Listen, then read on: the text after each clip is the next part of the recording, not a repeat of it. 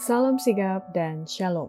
Renungan kita pada hari ini, Rabu 24 Februari 2021, berjudul Kita Tidak Akan Membunuh. Ayat intinya terdapat di dalam Keluaran 20 ayat 13. Jangan membunuh. Pena Inspirasi menjelaskan yang dimaksud dengan judul renungan kita pagi ini, kita tidak akan membunuh. Sehubungan dengan status kita sebagai putra-putri Allah adalah sebagai berikut.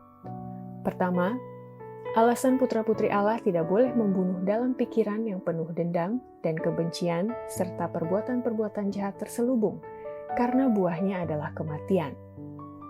Roh yang membenci dan mendendam berasal dari setan, dan itulah yang membunuh anak Allah.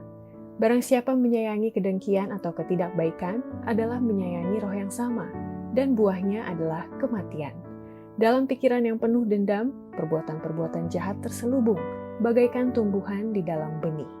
Setiap orang yang membenci saudaranya adalah seorang pembunuh manusia, dan kamu tahu bahwa tidak ada seorang pembunuh yang tetap memiliki hidup yang kekal di dalam dirinya. 1 Yohanes 3 ayat 15. Kedua, alasan putra-putri Allah tidak boleh membunuh dengan cara mengecam dan tidak memberikan kepada manusia kebebasan untuk berbicara dengan merendahkan orang lain atau pembunuhan karakter, dikarenakan setiap jiwa adalah sebagai miliknya oleh penciptaan yang telah dibeli oleh darah Kristus yang berharga itu.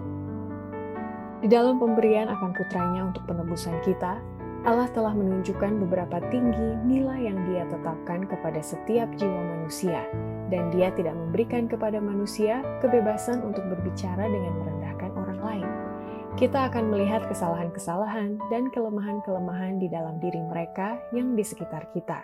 Tetapi Allah menyatakan setiap jiwa sebagai miliknya. Miliknya oleh penciptaan, dan kedua, miliknya sebagai yang dibeli oleh darah Kristus yang berharga itu.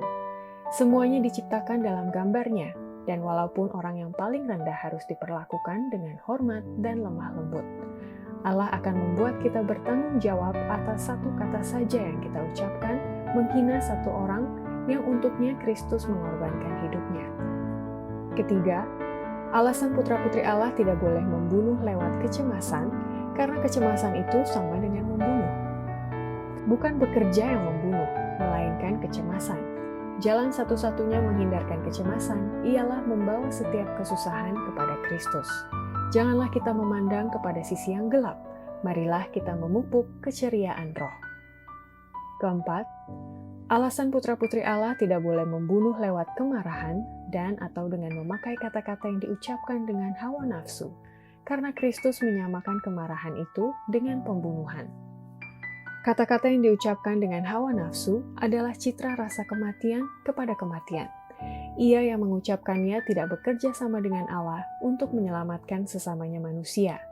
Di surga, kata-kata cemoohan jahat ini ditempatkan dalam daftar yang sama dengan sumpah yang biasa. Bila mana kebencian dipelihara dalam jiwa, maka satu iota atau satu titik pun tidak ada kasih Allah di sana. Demikianlah renungan kita pada hari ini, kiranya Tuhan memberkati kita semua.